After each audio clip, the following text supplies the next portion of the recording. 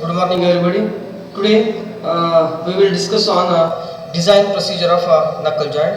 So, as you know that in the last video, I have solved one problem. So, before problem on flange coupling. So, before problem on flange coupling, I have made one video on design procedure of flange coupling also. So, after flange coupling design procedure, I made one video on problem on flange coupling. So after that, this is a video where I will explain you the design procedure. I mean what the equations we can use for solving a problem on knuckle joint, and all these equations which are available in a data handbook which I normally refer. So good morning friends. Now I will move on to the design procedure. So as you know that before we go for a design procedure, so knuckle joint is something like this kind of movements which is taking place. Here this is one fork, okay, and it is a single eye. I can take it as a fork, means two eyes or two flat surfaces like this are there, made with a common hole in that. So it is a single eye. I can call upon this as fork. This is a single eye. When it is assembled like this, afterwards through and through there is a hole is passed. Okay, so through that hole there is a knuckle pin is passing through. Knuckle pin will pass through, and this knuckle pin is passing through fork, single eye, and fork. So that what happens? These kind of movements are taking place. Understood? At the end on either sides of a fork and single eye, there is a shaft which is connected.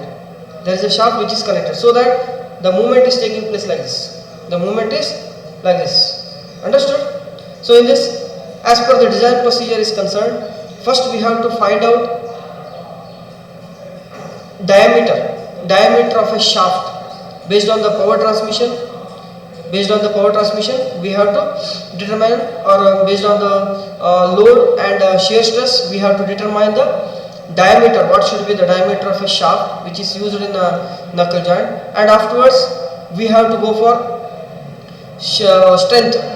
Whether here, if you take like this fork and single eye are assembled like this, and the knuckle pin is passing through, so that what happens?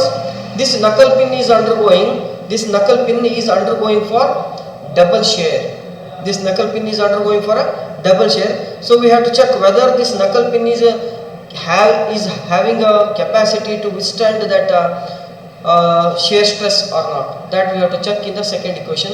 And afterwards, if you take a single eye, this single eye is undergoing for three type of stresses. Which are those? First one is a tensile, shear, and crushing. So that what happens? 5 equations, and afterwards 3 more equations where this fork is undergoing for tension, shear, and crushing. So that what happens? Total 8 equations are there. All these 8 equations are available in our data book. So that if you practice, then it will be very easy. And I can show you the data book also where this sketch of a knuckle joint is available. So I can show you this. This sketch of a knuckle joint is available here. Okay. So in the page number 68, and before that page number here, please concentrate. This is a design of knuckle joint. When I refer the figure 4.5, I mean page number 68, there figure is available of a knuckle joint.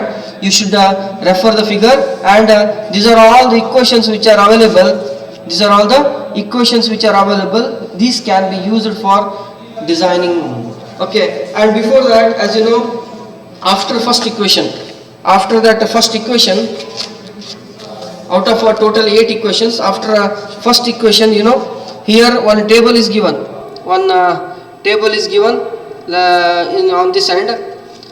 On this end there is a 1 minute. I have to adjust here. Okay, so this is one table. After determining the value of d, small d, diameter of this is a diameter. So look at this. This is a shaft dia. On either sides it is available. This is a shaft dia. This is also shaft dia. So after determining this dia in first equation, you have to calculate all these tables. You have to fill up all these tables, and then you can proceed for using a second equation. So I hope you have understood. So after determining the first equation, that is the D value, you have to calculate this table. So all these values you have to calculate. Okay. So let us begin with the first equation. The first equation is failure of rod in tension. Rod means a solid rod, diameter of a rod. So as you know that, so on either sides when pulling is taking place, this diameter of a shaft or a solid rod, which will be undergoing for what kind of a stress it is? Shear stress. Okay, so therefore, sorry, not a shear stress, it is a tensile stress. This kind of a pulling is taking place. Therefore, you remember, it is a pulling of the solid rod is taking place. Pulling means definitely it is a tensile stress. So I am using equation number 4.18 of page number 67. This equation is available. Load is equals to pi by 4 d square into sigma t. So the basic equation is sigma t, tensile stress is equals to load by area. This is area. But if you want to rearrange it, P is equals to pi by 4 d square into sigma t. Here what you have to calculate? This d value should be calculated. This d value I wrote here, d in mm you are getting. In mm you are getting. So afterwards, by referring the standard table, diameter you can take down, and then after failure of knuckle pin in shear. So as you know that, suppose if I draw a fork here and here knuckle is there and pin is passing through this, what happens? Knuckle pin is undergoing for a double shear. So double shear means 3 pieces of a knuckle pin may be possible. Here this is one portion, this is one part, this is second part, and this is a third part of a knuckle pin which may fail due to shear. So knuckle pin may be undergoing for shear. Therefore we have to take the knuckle pin is undergoing for double shear. Hence this equation is multiplied with 2. Okay, so which equation we are using for failure of a knuckle pin in shear? P is equals to pi by 4 d1 square tau. Tau means shear stress multiplied by 2. Here 2 means knuckle pin is undergoing for a double shear. And which equation it is? Equation number 4.28. 4.28. And one more point you remember here. D1 is nothing but when you refer that figure 4.5, I think. Figure number 4.5 of page number 68, there D1 is nothing but a diameter of a knuckle pin. Here you can understand that D diameter of a solid rod is equals to diameter of a knuckle pin, so that when you substitute the value for dia here, this value of dia in D1, so that what you are getting, this tau we have to calculate. This tau value we have to calculate, and this tau value should be compared with the tau value which is given in the problem. So this is tau value, sigma t value, and sigma c value. I mean sigma t means tensile stress, tau means shear stress, sigma c means crushing stress. These 3 stresses will be given with the P load. P load in kilonewtons will also be given. So when you use that, tau value will be obtained in meganewton per meter square, and it should be compared with the shear stress which is given, or allowable stress or permissible stress or safe stress, etc. you can call. This is induced stress. You have to check if it is less, if it is more, then failure of a knuckle pin is not possible, or failure may not be possible in knuckle pin. Afterwards we move ahead, that is failure of single eye in tension. Third equation is failure of single eye in tension. Equation number 4.21b, which is available in the data book, can be used.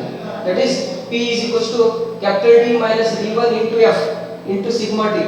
I told you, dear students, F value and capital D value, all these are available in the side of figure 4.5. Besides of figure 4.5, these values are available. You can make a refer of that and substitute the values of D, D1, F, so that you have to calculate here sigma t. P is also substituted. P is a given value. So you are getting the value of sigma t, and this in meganewton per meter square, which should be compared with sigma. Sigma t you can call it as sigma t, which is given in the problem. Okay, normally this will be smaller than this value, given value. So afterwards we have to go for failure of single eye in shear. As I told you earlier, single eye is undergoing for tension, shear, crushing. Fork is also going for tension, shear and crushing. So in this equation number 4.21, same equation we are using. Instead of sigma t, you can take it as a tau. It's a small slight modification which you have to make. This equation is not available, but it is available. Hence, what you can take, instead of sigma t here, I can take it as tau, and while writing the equation number 4.21b, you can take and substitute the values like d, d1 and f. So you have to calculate this tau value, shear stress value. You have to obtain this in meganewton per meter square you are getting, and it should be compared with shear stress tau, which is given in the problem. Afterwards, we have to move on to the next, that is failure of single eye in crushing. Failure of single eye in crushing. The equation number is 4.21c of page number 67. It is available in the data handbook. So that equation is P is equals to F into D1 into sigma C. I told you F and D1 are the constant values of a knuckle joint, which is available in the page number 68 of besides. There is one besides of a figure 4.5. There is one table available that you have to calculate. All the values you have to calculate. Afterwards, you can get the value of sigma C here. Sigma C you are getting, right? Sigma C you have to calculate in meganewton per meter square, which you will obtain. It should be compared with sigma C here. Sigma C, that is standard value which is given in the problem. You have to check whether the design or a failure of or a design of a single eye in crushing is safe or not. You have to write at the end of the calculations. Okay. Afterwards, we have to come for forked end in tension, shear and crushing. So this failure of forked end in tension. Next equation, that is equation number 6. Equation number is, serial number is 4.21a. It is available in the data book. Equation is P is equals to 2 into D minus D1 into B into sigma T. As I told you, B is also available in the standard figure of 4.5, page number 68. Substitute these values and calculate this value. Sigma T you have to calculate.